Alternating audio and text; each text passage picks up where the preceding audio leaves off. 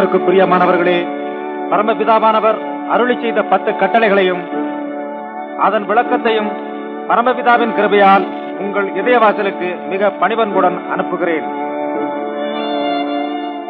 உயர்வான பரமபிதா கிருபையாலே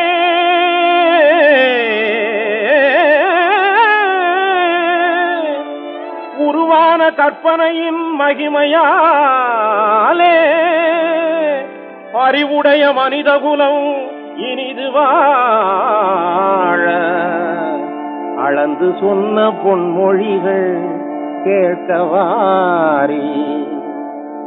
பாவிகளுக்காக பாடுபட்ட பரமபிதாவின் கட்டளை 10 பெரும் பரந்த உலகத்தை சிறப்புடன் வாழ வைத்திடும் ஞான முத்து பேசும் மனித வாழ்க்கையின் சொத்து.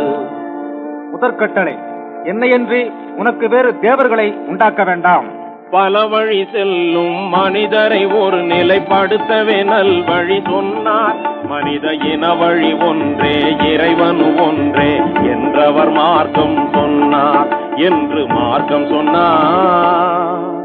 இரண்டாம் கட்டளை, மேலே வானத்திலேயும் கீழே பூமியிலேயும் பூமியின் கீழ் தண்ணீரிலேயும் உண்டாயிருக்கிற அவைகளுக்கொப்பான ஒரு சுரூபத்தையானாலும் யாதொரு விக்கிரகத்தையானாலும் நீ உனக்கு உண்டாக்க வேண்டாம்.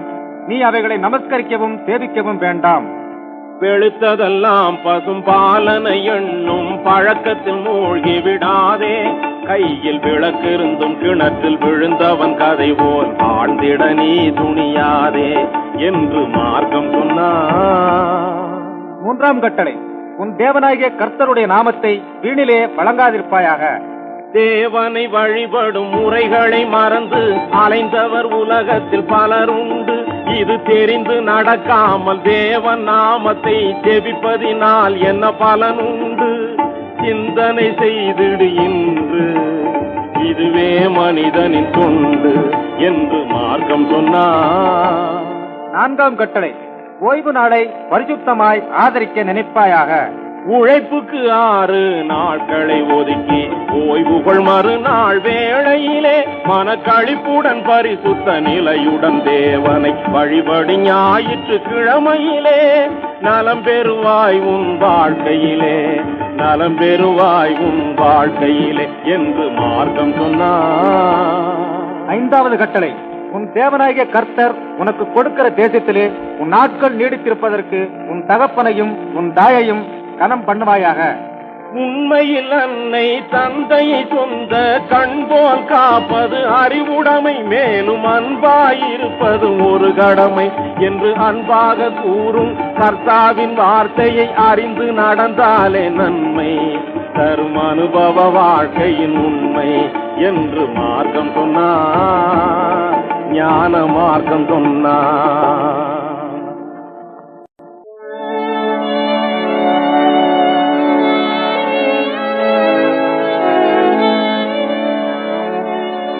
ஆறாவது கட்டளை, கொலை செய்யாதிருப்பாயாக. ஆறறிவு உள்ளவர்க்கு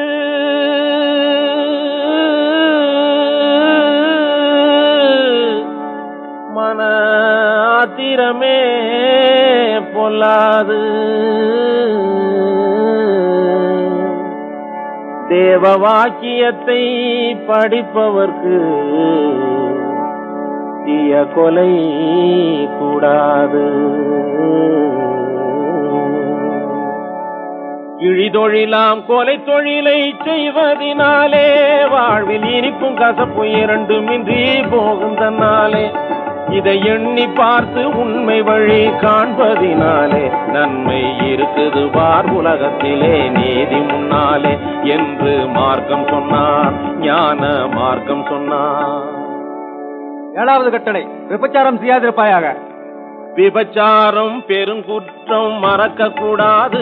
கற்பை விலையாகும் பொருளாக நினைக்க கூடாது. தவறான வழியில் ஆண் பெண் நடக்க கூடாது. கால சந்த கடை பொம்மை போல வாழக்கூடாது என்று மார்க்கம் சொன்னார். ஞான மார்க்கம் சொன்னார்.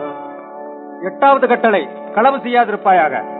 அழுது பிறந்த மனிதனுக்கு கவலை கூடாது, அந்த கவலை தீர உழைத்து வாழ மறக்க கூடாது, கொடிய களவு தொழிலை செய்து வாழ நினைக்க கூடாது என்று கர்த்தர் சொன்ன பொன்மொழியை மறக்கப்படாது என்று மார்க்கம் சொன்னார், ஞான மார்க்கம் சொன்னார். 9ஆம் கட்டளை, பிறர்க்கு விரோதமாய் பொய்ச்சாட்சி சொல்லாதிருப்பாயாக.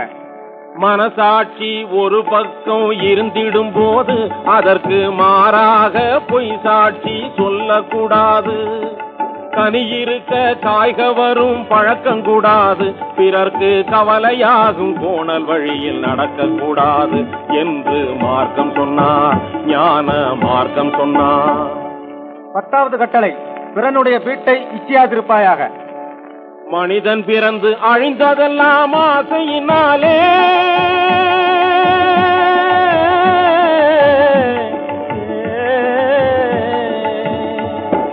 மனிதன் பிறந்து அழிந்ததெல்லாம் ஆசையினாலே, மண்ணாசையினாலே, பெண்ணாசையினாலே, பொன்னாசையினாலே. பேசும் மனிதன் வாழ நீதி கூறும் 10 கட்டளை, இது மாசிலாத பரமபிதா கூறும் கட்டளை. இதுவே 10 கட்டளை, இதுவே 10 கட்டளை.